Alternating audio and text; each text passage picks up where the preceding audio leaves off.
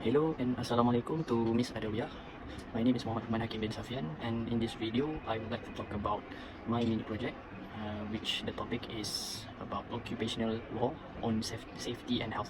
So for this mini project we need to find one incident that caused injury and one incident that caused death in the workplace. So for the first incident which caused injury, the case study that I found is it involves a worker named Gary Mullins, and it happens around in the 2000. So Gary Mullins is a training consultant in his 20s.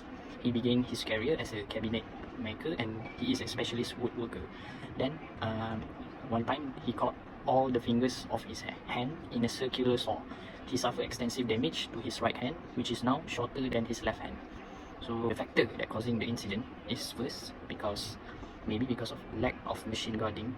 The incident occurred due to the absence of proper guards on the large professional table saw Gary was using. So the saw lacked protective measures to prevent contact with dangerous moving parts, increasing the risk of accident. And another factor that might cause the incident is inadequate safety training. Very extensive experience as a cabinet maker didn't eliminate the need for continuous safety training.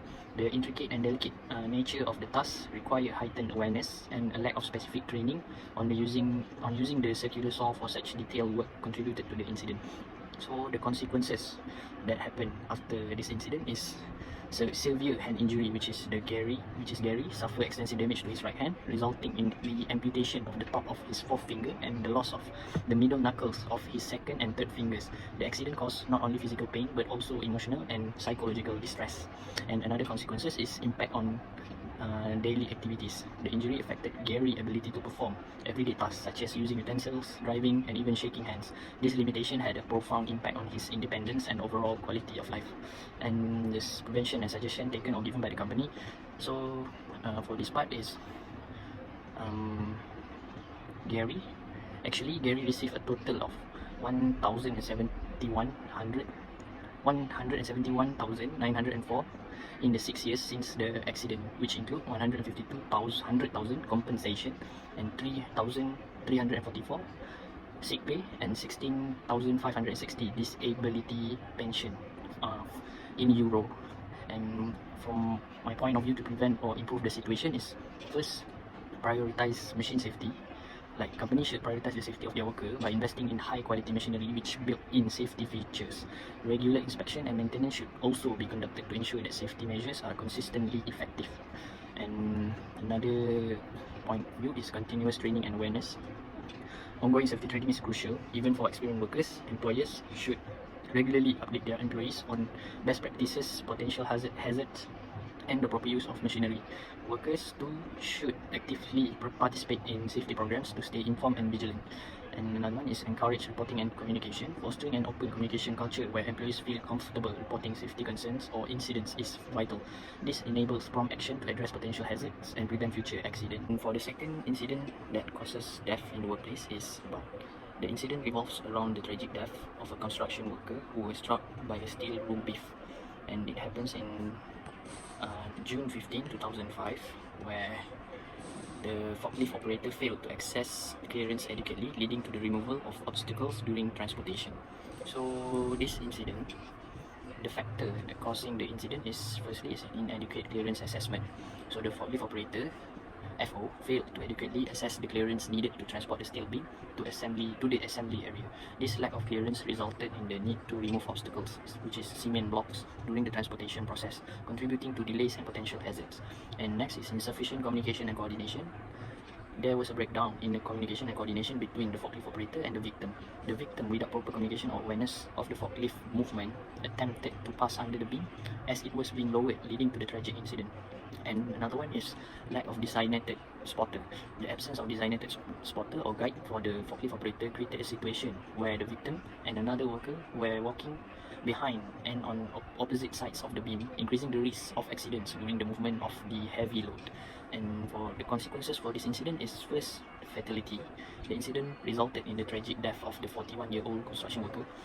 The victim suffered severe head and back injuries when the steel room fell from the forklift pines, leading to the immediate loss of life. And impact on the workers. Another one is impact on workers. Witnessing a fatal incident, particularly one involving a colleague, can have profound emotional and psychological effects on the other workers present at the construction site. And for prevention and suggestion taken or given by the company is first, use a crane to lift load that cannot be safely lifted with a forklift. Before moving the beams from their storage location to the beam assembly area, many factors such as their weight, length, terrain must be taken into consideration to ensure a safe operation. And another one is when possible, next one is when possible, secure the forklift load to the mast and or pines. So no exact costs could be determined that allowed the steel beam to slip or fall off the forklift tines. The forklift operator does not remember tightening the tines after passing the concrete blocks, nor when he stopped just prior to lowering the beam. So both the forklift operator and worker and another colleague stated they did not see the beam swinging. As the beam was being lowered, there may have been a resultant shift in its center of gravity due to the dynamic forces created when the forklift is moving, braking, cornering, lifting, tilting, and lowering loads. So next one is do not make any modification or additions to equipment unless authorized by the original equipment manufacturer. A single hole approximately 1.5 round had been cut into each forklift line by a cutting torch.